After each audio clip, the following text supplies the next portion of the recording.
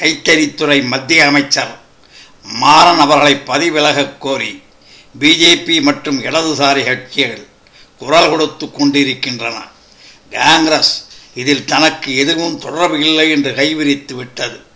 தயாநிதி மாறன் அவர்கள் அலைக்கற்றை சேவை செய்யும் ஏர்செல் போன்ற நிறுவனங்களுக்கு சலுகை வழங்கி ஆதாயம் பெற்றதாக டெஹல்கா பத்திரிகை செய்திகள் வெளியிட்டதில் இருந்து தயாநிதி மாறன் கோபத்தின் உச்சியில் சென்று அவைகள் மீது மான நஷ்ட வழக்கம் தொடர்ந்து உள்ளது அனைவருக்கும் தெரியும்.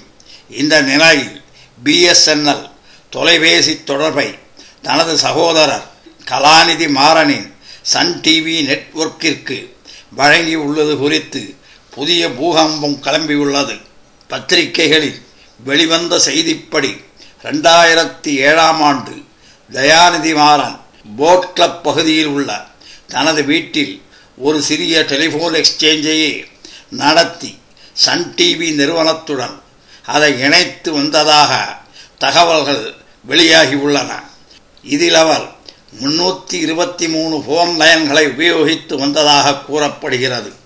இவைகள் பிஎஸ்என்எல் தலைமை ஜெனரல் மேனேஜர் பெயரில் இருந்ததாக கூறப்படுகிறது. சன் டிவி நெட்வொர்க்கில் மலேசிய நிறுவனமான மேக்சிஸ் முதலீடு செய்த விவகாரம் ஊழலே. இதற்கு தயாநிதி பதிலளித்த விதம் ஏற்புடையதல்ல. இந்த விஷயத்தில் தாமதம் காட்டாமல் பிரதமர் தன் மௌனத்தை கலைக்க வேண்டும் என பாரதிய ஜனதா கட்சி குற்றம் சாட்டியுள்ளது. மத்திய தொலைத்தொடர்புத்துறை அமைச்சராக தயாநிதி மாறன் இருந்தபோது ஸ்பெக்ட்ரம் ஒதுக்கீடு வழங்கப்பட்டது. அப்போது ஏர்செல் கம்பெனிக்கு ஸ்பெக்ட்ரம் வழங்க அவர் காலதாமதம் ஏற்படுத்தினார். ஆனால் ஏர்செல் கம்பெனி மலேசியாவைச் சேர்ந்த மேக்சிஸ் கம்பெனிக்கு கைமாறிய போது ஸ்பெக்ட்ரம் உடனடியாக வழங்கப்பட்டது. இதற்கு சன்மானமாக மேக்சிஸ் தனது சக கம்பெனிகள் மூலம் சன் டிவி குழுமத்தைச் சேர்ந்த சன் டைரக்ட் கம்பெனியில் 599.1 கோடி ரூபாய் முதலீடு செய்ததாக புகார் தெரிவிக்கப்பட்டது. இந்த புகார் வெளிவந்ததும் தயாநிதி மறுத்தார். ஸ்பெக்ட்ரம் விவகாரம் பல கோணங்களில் விஸ்வரூபம் எடுத்து வரும் நிலையில் மத்திய அமைச்சர் தயாநிதி நடவடிக்கை குறித்து தொடர்ந்து பாஜக மற்றும் மார்க்சிஸ்ட் கம்யூனிஸ்ட் கட்சிகள் கேள்வி எழுப்பியுள்ளன. தயாநிதி மீது சிபிஐ விசாரணை கோரி பிரபல வக்கீல் பிரசாந்த் பூஷன் சுப்ரீம் கோர்ட்டில் பொதுநல மனு தாக்கல் செய்துள்ளார். இந்த நிலையில் இந்த விவகாரம் தொடர்பாக நேற்று நிருபர்களிடம் பேசிய பாரதிய ஜனதா கட்சி தகவல் தொடர்பாளர் ரவிச்சந்திர பிரசாத் கூறியதாவது: தயாநிதி குடும்பத்திற்கு சொந்தமான சன் டிவி நெட்வொர்க்கில் மலேசிய நிறுவனமான மேக்சிஸ் முதலீடு செய்தது ஊழலே அன்றி வேறில்லை. ஸ்பெக்ட்ரம் ஒதுக்கீட்டில் தயாநிதி காட்டிய சலுகைக்கு பிரதிபலனாகவே இந்த முதலீடு செய்யப்பட்டுள்ளது.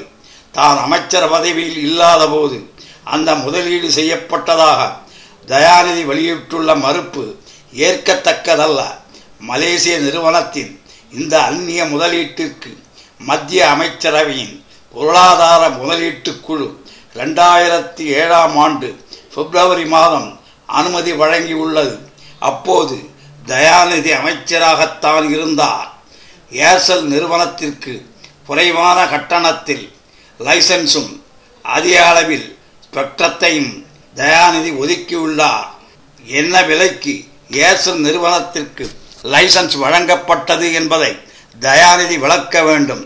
எங்களை பொறுத்தமட்டில் 14 பகுதிகளில் சேவையை துவக்க ஏர்செல் நிறுவனத்திற்கு லைசன்ஸ் வழங்கப்பட்டுள்ளது. அத்துடன் 2001ஆம் ஆண்டு விலைக்கு அந்த நிறுவனத்திற்கு கூடுதல் ஸ்பெக்ட்ரம் ஒதுக்கீடு செய்யப்பட்டுள்ளது.